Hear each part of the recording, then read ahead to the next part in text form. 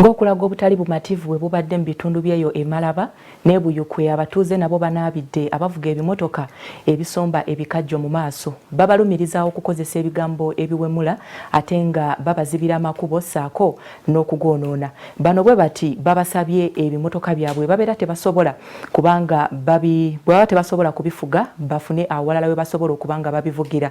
Ssentebe w'ekyalo bw'ati akakasizza nti okwemulugunya kw'abantu bano kwamazidde okubanga kufunibwa era bagenda kubanga bayita olukiiko oluvannyuma lw'ekirwadde kino ekya COVID-19 ng'omuggalo gumaze okugibwawoko.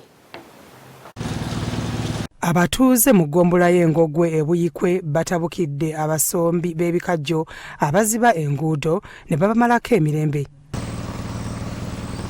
Bano nga bakulembeddwamu abakulembeze baabwe bavuddeyo ne balabula abagoba b'ebimotoka ebisomba ebikajjo obutaddayo kukuŋŋaanyiza bikajjo byabwe mu nguudo kubanga kiviiriddeko n'okuzoonoona. Naye ab'ebikajjo batusumbuwa, ebimotoka babiteeka mu kkubo, ebikajjo babisomba ne babiyiwa ku kkubo ne babiteeka okwo, tubagambako ne batandika okuyomba ne beefuula ab'amaanyi ennyo ne baagala okulwanyisa ffe.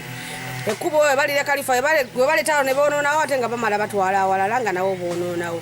Banyonyodde ng'abagoba n'abakozi babatika ebikajjo bino bwe balina ejjoogo ne batuuka n'okuziba enguudo ng'okuyitawo oyina kumala kubalinda kutikka bikajjo byabwe. Ab'obuyinza omulanga batutaase ku b'ebikajjo kuba ab'ebikajjo bwe bamala bwe boonoona nga bagenda walala.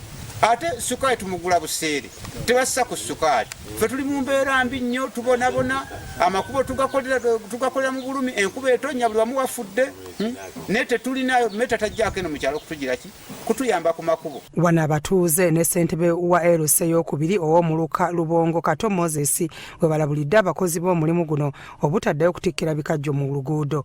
Amakubo gaffe ganoonese nnyo ku bigambo ebikwatagana n'ebikajjo. Naye ng'ate ababitikkiramu bizibikira amakubo makoka gye yandiyise. Kati njagala kwongera kukikakasa bukakasa kukyemfasizibwa nga ntegeeza abalimi b'ebikajjo era nga ntegeeza n'abaguzi b'ebikajjo n'abatissi bonna nti mu luka gwaffe mu makubo gaffe tetukyayagala muntu n'omu atikkiramu bikajjo. Bano nnyo ebbaliwoko we batikkira ebikajjo. Etteeka livunaana babitikkire ku nnimiro, etteeka livunaana omuntu yenna atikkira ebikajjo mu kkubo. Era njagala kifune kati nga mpita ku muzindaalo guno nti buli anaasangibwa kuva n'olwaleero ng'atadde looli mu kkubo wakati atikka ebikajjo agenda kuvunaanibwa ng'amateeka bwe galagira. Tumaze okwekubira omulanga ku poliisi. Kyokka oluvannyuma tusobodde okutuukira ssente wa disitulikiti y'e Buyikwe Mathias Kigongo n'ategeeza nga bw'amaze okufuna okwemulugunya kw'abatuuze ng'embeera ya korona bw'eneggwa bw'akuyita olukiiko olufuga abakozi bano.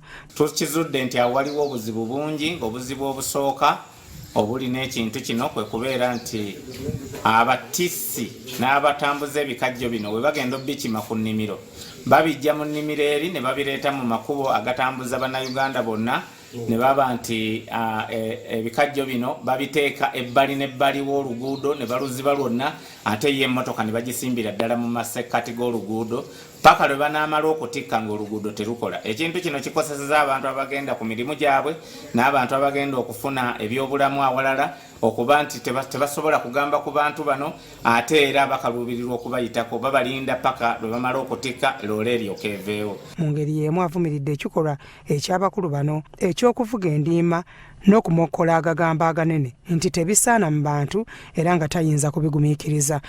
Zidduuka sipiidi nnene nnyo ng'ate ezimu zirabikira ddala nti majenjeeke ekiyinza okuleeta accident era kino kyeyoleka lwatu olwa ennyingi kuzo okuba nti buli ssaawa zigwa era ne zikola accident.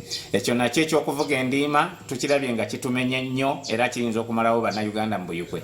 Era ekyo ekirala ekyaloopebwa abantu kwe kuba nti abaana abatikka ebikajjo bino baasiiwuuka empisa nga bamutola agagamba aganene agatakkirizibwa wano mu nkula yaffe ey'abaddugavu naddala wano mu Buganda.